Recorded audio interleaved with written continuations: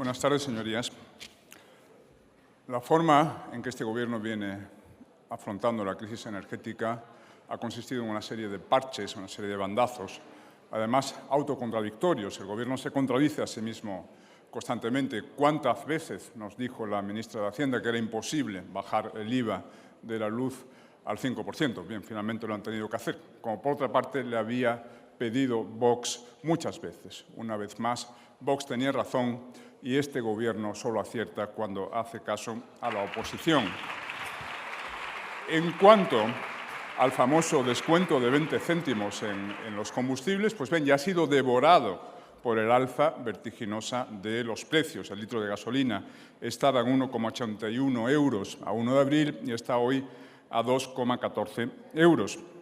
Bien, pero Vox no se limita a criticar esos bandazos, estos parches erráticos del Gobierno, porque nos parece que las deficiencias de la política energética de este Gobierno no son solo coyunturales, sino que son estructurales. Es el marco conceptual mismo de esa política energética el que adolece de serias deficiencias.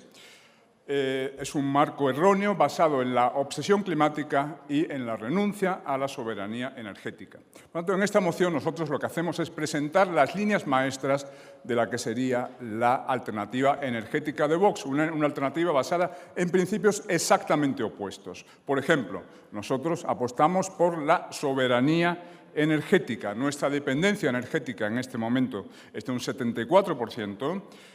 Importamos anualmente gas natural en cantidad de 379 teravatios hora, 57 millones de toneladas de petróleo y 4 millones de toneladas de carbón por un precio total de unos 19.000 millones de euros anuales.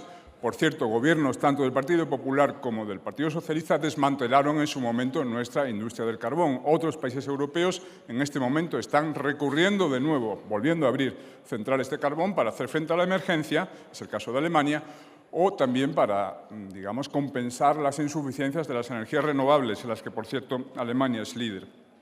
Bien, el problema es que la Ley de Cambio Climático, votada hace un año y solo Vox votó contra ella, nos hunde definitivamente en la dependencia energética, especialmente en virtud de sus artículos 9 y 10, que prohíben no ya la explotación, sino siquiera la investigación de posibles yacimientos de hidrocarburos en el subsuelo español. También prohíbe la minería del uranio.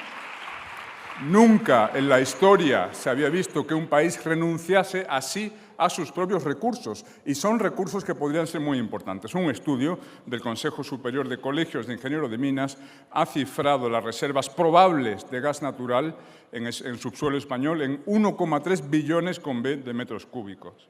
Y un informe de GESAL del año 2013 se refería a reservas posibles de petróleo de 2.000 millones de barriles. Reservas que, eso sí, solo serían accesibles mediante la tecnología de la fractura hidráulica, esa tecnología que ha permitido a Estados Unidos alcanzar el autoabastecimiento energético.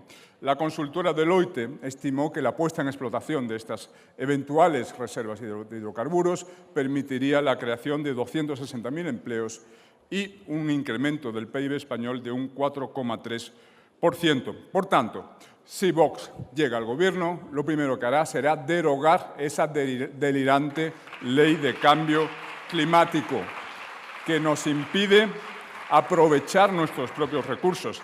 También sacaremos a España de los acuerdos de París, del Pacto Verde Europeo y de cualesquiera acuerdos internacionales que obliguen a nuestra economía a sumarse a ese proceso histérico, acelerado y ruinoso de descarbonización. Un proceso que está teniendo ya un coste astronómico que simplemente las empresas y las familias españolas no se pueden permitir. Y no exagero, es el propio PNIEC, nuestro PNIEC, el que reconoce la necesidad de 240.000 millones de inversiones descarbonizadoras hasta el año 2030. En cuanto al Pacto Verde Europeo, habla de la necesidad de 260.000 millones anuales de inversiones descarbonizadoras para alcanzar los objetivos propuestos de reducción de 55% de las emisiones europeas de CO2 respecto a los niveles de 1990. Hablando de CO2, hay algo que muy poca gente sabe, y es que la Unión Europea es en este momento responsable de solo el 9% de las emisiones mundiales de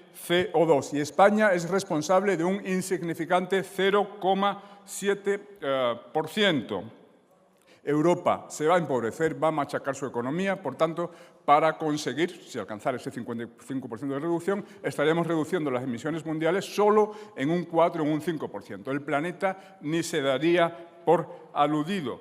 Es decir, todo este empobrecimiento voluntario de Europa va a tener una implicación en un impacto en el calentamiento global de apenas unas centésimas de grado. El calentamiento del planeta en 2100, en lugar de ser de 1,81 grados, será de 1,79 grados. Eso es lo que vamos a conseguir con nuestro sacrificio. Por cierto, ese eventual calentamiento de 1,8 o 2,3 grados centígrados en 2100 en ningún caso supone una amenaza existencial para la humanidad, como proclaman los adeptos de la secta climático-apocalíptica. El calentamiento es un problema más de los que tiene planteados la humanidad en el siglo XXI, pero al que sin duda nuestros descendientes se adaptarán sin mayores problemas.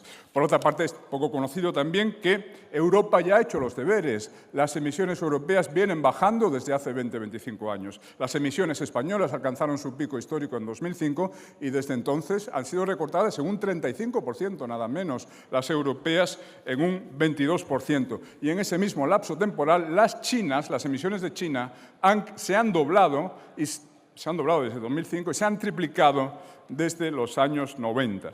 Por tanto, mientras que Europa se pega un tiro en el pie y lastra su economía con este sacrificio inútil, China ve expedita la vía hacia la supremacía económica mundial.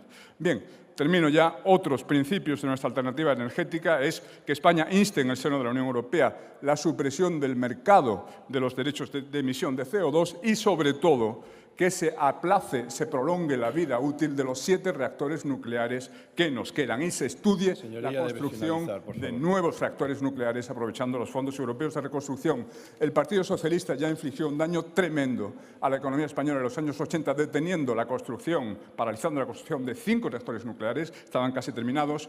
Ahora tiene prevista el desmantelamiento entre 2027 y 2035 de los 7 que nos quedan. Afortunadamente los sacaremos antes del poder y no podrán consumar el desaguisado. Gracias. Gracias.